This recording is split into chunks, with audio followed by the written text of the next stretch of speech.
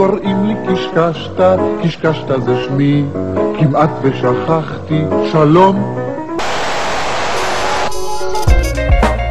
הטלוויזיה בישראל עברה הרבה תהפוכות, בעיקר בתקופה האחרונה, ועומדת עוד לעבור שינויים רבים מקרוב. לפני כמה דקות ישבנו פה כולנו ושמענו את יוסי מימן מכריז שהוא לא ימשיך לממן את ערוץ 10, ורציתי לשאול אותך איפה את מזהה שהבעיה? איפה הבעיה של גופי תקשורת? הבעיה הייתה בשיטה. שיטת הזיכיונות נכשלה, צריך לעבור לשיטה של הרישיונות. בשיטת הרישיונות כל אחד יאפיין את השידורים שלו באופן אחר. המדינה צריכה לתת לשוק הזה להתפתח. מה שקרה פה זה שנוצר צוואר בקבוק, נוצר צוואר בקבוק כלכלי ורגולטורי, והצוואר הבקבוק הזה הביא למשבר הנוכחי. אחד השינויים יקרה כבר באוגוסט עם המעבר משידורים אנלוגיים לדיגיטליים. מה שאנחנו עושים עכשיו זה בעצם אנחנו מקימים תשתית, שהיא תשתית טכנולוגית שתאפשר לכל אזרח במדינת ישראל בהוצאה חד פעמית, לא גבוהה במיוחד, אלא משהו כמו 400 שקלים, לקלוט 5 ערוצים.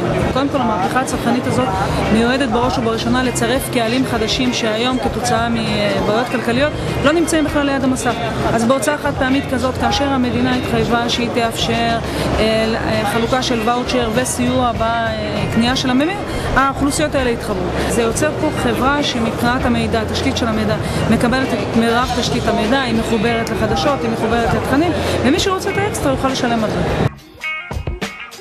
אנשים נכנסים לפה ושואלים אותך עליהם? שאלו כמה פעמים, לא כמה פעמים, אבל כבר עשרות פעמים. את האמת, אין לנו את הממיר הזה, אני שמעתי את זה בעיקר בדרך הלקוחות שמבקשים את זה מעוד לפני יולי, מתחילת יוני כבר. נראה לך שאנשים יעזבו את הוט ויס אלה שאין להם תקציב, כן, למה לא?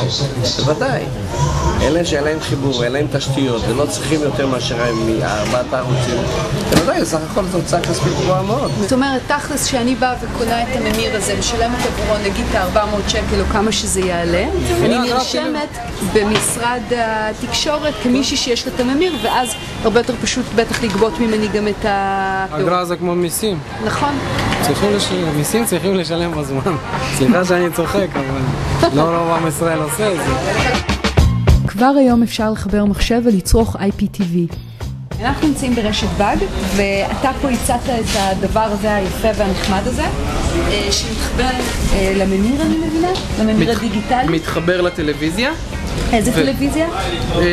בעצם כל טלוויזיה שיש לה חיבור DVI ו-RGB, שזה VGA, ואז בעצם זה נותן לנו מחשב בטלוויזיה שלנו, שאנחנו יכולים לחבר לאינטרנט, אנחנו יכולים להתחבר לכל הדברים שמשחקים, סרטים.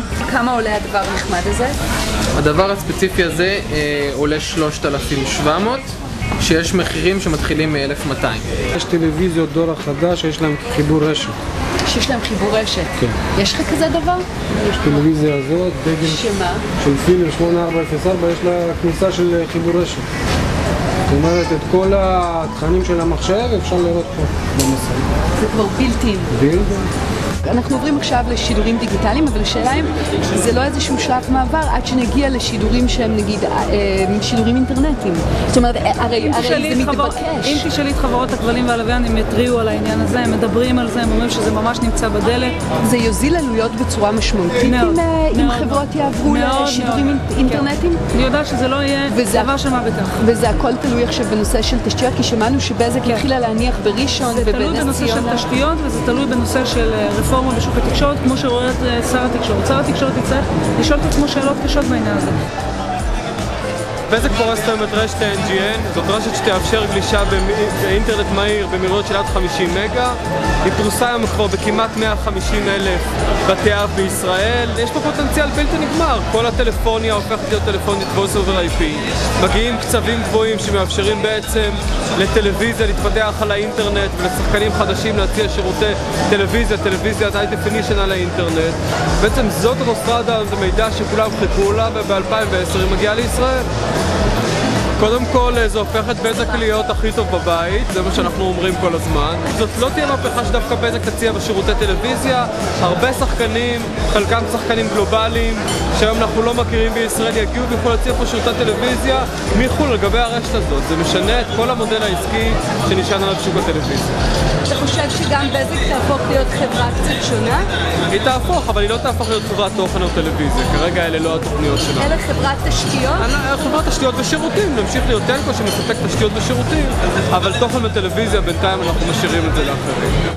השאלה היא האם כאשר משתנים כללי המשחק, בזק תוכל להמשיך להסתגר בבית. אנחנו הולכים לעידן של התלכדות, שלמעשה התוכן הוא החשוב ולא הפלטפורמה השידורית.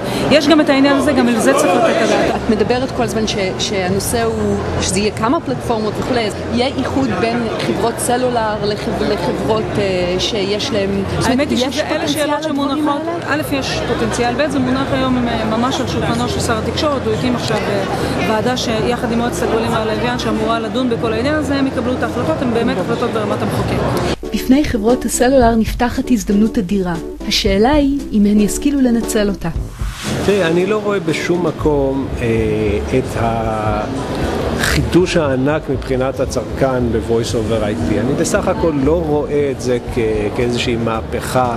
זה עוד דרך להעביר voice, בדרך כלל קצת פחות איכותית מהדרך הקיימת, ולכן לדעתי היא תתאפשר כעוד מסלול למי שירצה להשתמש בזה. בסופו של דבר גם הסקייפ, אנחנו לא רואים אותו כמשהו דומיננטי, זה עוד שירות נישה לאוכלוסייה מסוימת, כך שכל עולם ה-Voice over IP הוא עוד שירות משלים. זה לא הוזלה משמעותית? בואי נעצור פה, מספיק.